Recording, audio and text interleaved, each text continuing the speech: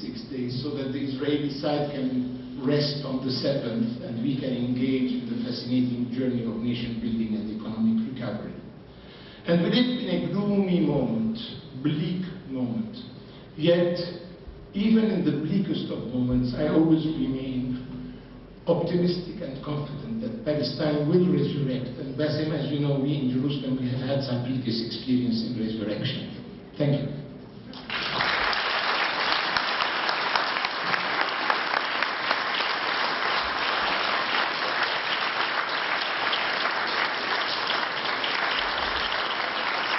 Thank you, Afif. Quite enlightening. As soon as Ambassador Safieh catches a breath or two, we will have a question and answer period. Ambassador Safieh, I too wish to echo Bassem's warm welcome here to North Carolina. It's a pleasure to have you with us here today.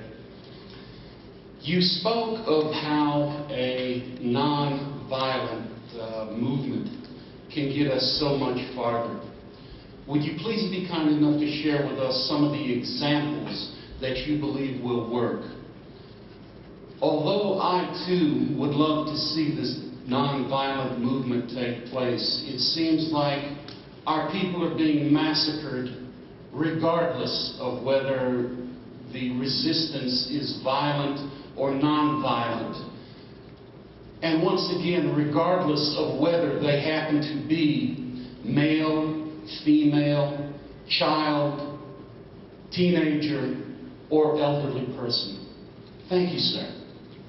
Well, first of all, I'm in favor of putting every type of questions to ourselves and to our society. Because if we don't address certain questions, it's as though we are allowing the status quo to continue. And I believe the way things are happening are not leading us in any right direction that I can think of. Yes, the Israelis, by the way, the Israelis are angrier at the pursuit of non-violent strategies than they are towards violent strategies. And if you, like me, had read the study on Moshe Sharet's memoirs, Ben-Gurion, the founder of the Israeli state, apparently each time he was with his intimate friends, would tell them, you know, we Israelis have to learn how to provoke the Arabs into provoking us so that we can expand beyond the narrow boundaries we have had to accept. And I can see that same theory, that same doctrine play out every day. By the way, are you aware, sir, that not only Fatah, but Hamas has been attempting to offer the Israelis a ceasefire, comprehensive, hopefully reciprocated. And each time they offer it, they abide by it for several days, and it's always the Israeli side that torpedoes the chances of a bilateral ceasefire. So this pushes me to ask the question, how come?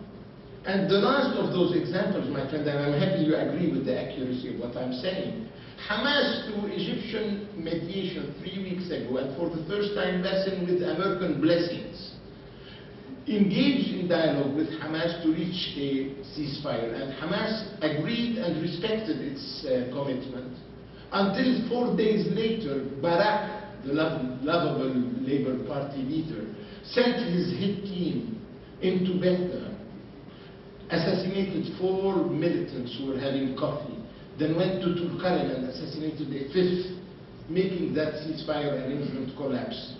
So my theory, my friend, is the following. The Israelis have an interest that the confrontation remains of a violent nature so that they can project the image of a threatened society, a threatened state. And you and I should be mature enough to know that those city rockets coming out of Gaza are of no military significance, yet they draw like a magnet the disproportionate retaliation that has devastated Gaza, making it not a third world country, but a 6th world country with no economic viability, etc., and has allowed them to bulldoze every possible green tree and whatever. So my friend, I believe, and as I said, not in response to any external pressure, but as an internal discussion about what is the best enlightened Palestinian interest. And I said I am in favor of that for ethical consideration, but also for pragmatic and even Machiavellian considerations. And you heard me say that very few people around the world have the moral authority of giving us any moral lesson, yet we should put ourselves, or the necessity, questions, and I don't believe we Palestinians are putting enough questions to ourselves. We are not in a healthy situation today. I believe we need to rethink strategy, structure, institutions, and all the rest, and in a very responsible manner. And if we don't do it, my friend, we would have committed a disservice to our collective interest. You know, Hegel, who was one of the philosophers I liked a lot during my student years, once said, "From history we learn that we have not learned from history." I think he, like my joke about God, wouldn't mind if we were to prove him wrong also on that one. Please, sir. Thank you very much for condemning terrorism and for advocating universalism and the value of all lives. My question is that I've heard that under the Clinton administration, there was an offer made that would give Arafat, the leader at the time, 95% of what he was asking for, and he rejected it. Would you comment on that? I'm happy that you offered me the possibility of commenting on this, in my opinion, travesty of history, the fabrication of history, the falsification of history, not by you, but by those who create the myths around history in the making. Sir, first of all, you would agree with me probably that 95% of 22% of Palestine is not that generous an offer, especially, as I told you, if the two pillars of the peace process were land in exchange for peace. I'm in favor of 100% peace. So, but let me tell you, sir, that's a myth that Barak offered Arafat 95%. By the way, he was showered by compliments, including by Bill, that he was bold, audacious, courageous, magnanimous, innovative, creative, imaginative. And English is not my first language, it's not even my second language, but I've never seen so many adjectives, epithets used in the most questionable manner. Barak, my friend, wrote himself an op-ed piece in the New York Times 6 months after the collapse of Camp David talks.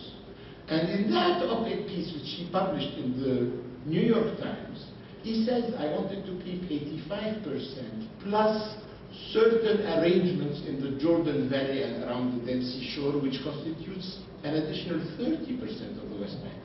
Now, interestingly enough, that fantastic, great journalist, Thomas Friedman, even who kept with a vengeance mentioning how Arafat irrationally responded to the most generous offer by resorting to violence, meaning that he had a hidden agenda and not a two-state solution, wrote one of his many repeated articles about our ingratitude to the generous offer 3 days after the Barak article, saying that Barak offered us 95%, as though he, Thomas Friedman, doesn't read his own newspaper.